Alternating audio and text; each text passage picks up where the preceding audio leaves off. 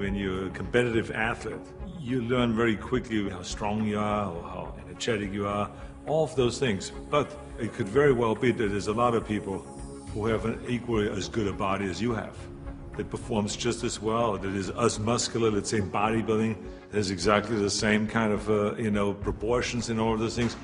So the question really is what puts you over the top? It is the mind that really creates the body. It's the mind that makes you really work out the 4 or 5 hours a day. It is the mind that visualizes of what the body ought to look like as the finished product.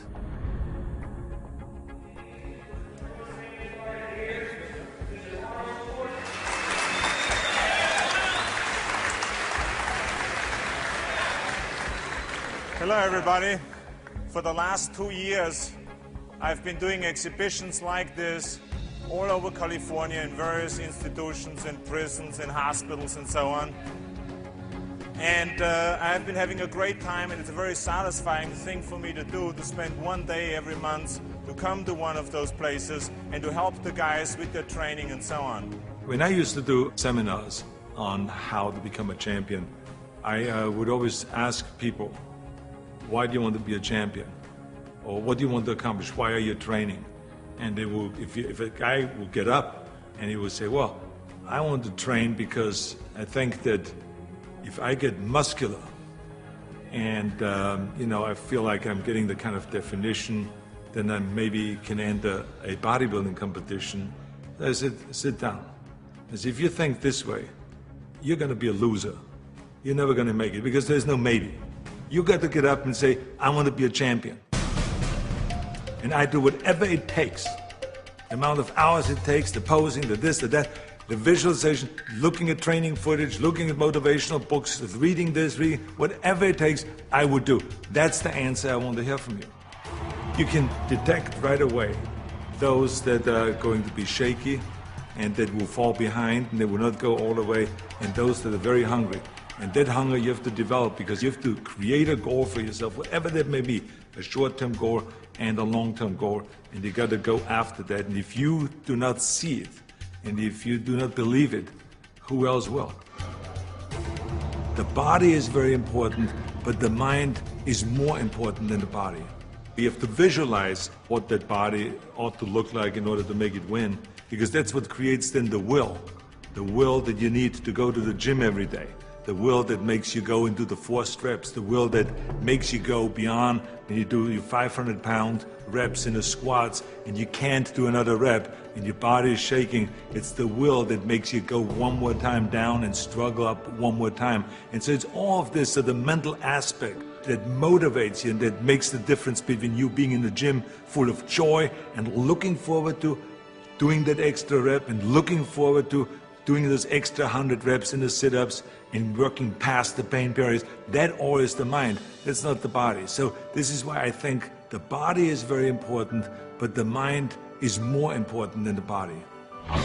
So you got to go to the gym and feel like every rep that you do is getting you one step closer to that goal, to make that vision that you have turn into reality. And that's why when you look at pumping iron, for instance, you can see that we always had great joy in the gymnasium. And people always were saying, why would you laugh and have a good time? You're working at 5 hours. Well, we did because I knew that every workout, every 5 hours, will get me closer to becoming the Mr. Olympia or the Mr. Universe or the Mr. World and all those things. And I think that if you think that along the way you're not going to fail, then you're blind. Because there's no one that I've ever met, no matter how successful they are, that haven't said that they had their failures along the way. You have to. I mean, the only way that you really know that you can lift 500 pounds is if you're willing to fail. So if you're afraid of failure, then you will never grow. The people that grow the furthest are the people that really don't care. They fail or they make it, they're going to take that risk because that's what you have to do. I think what we learn in sports is very helpful to anything and everything else that you do in life. So now you apply that principle to acting. And you say, well, wait a minute, I put 5 hours in every day in working out, I did my posing 1 hour a day, I did my stretching and this and that, and all of those kind of things. So now, let me apply the same thing to my acting career. Let's go to acting class every day. Let's go and work on the accent, the same amount of time, with the same will, and let's visualize what am I shooting for? Okay, I want to be another Clint Eastwood. I want to be another John Wayne. I want to be another Kirk Douglas, all those great heroes that I admired as a kid. So that's what I'm going after. And that same principle works, even though there's so many people around that say, no, you will never make it because you have an accent, your body is too big, and your name Schnitzel or whatever, who can pronounce that? But you know. It doesn't matter if anyone else knows and if anyone else believes in it, but you know. And that you know that principle of visualizing yourself as a star will work, and all you have to do now is go towards that vision. I've retired from bodybuilding in 1975, and I signed a series of Conan movies. Here I was, big studio behind you, budget $20 million, of course, which was in those days is an equivalent of today, $150 million. I was going to Australia to be a judge at the Mr. Olympia competition. But then all of a sudden, I thought, I should compete.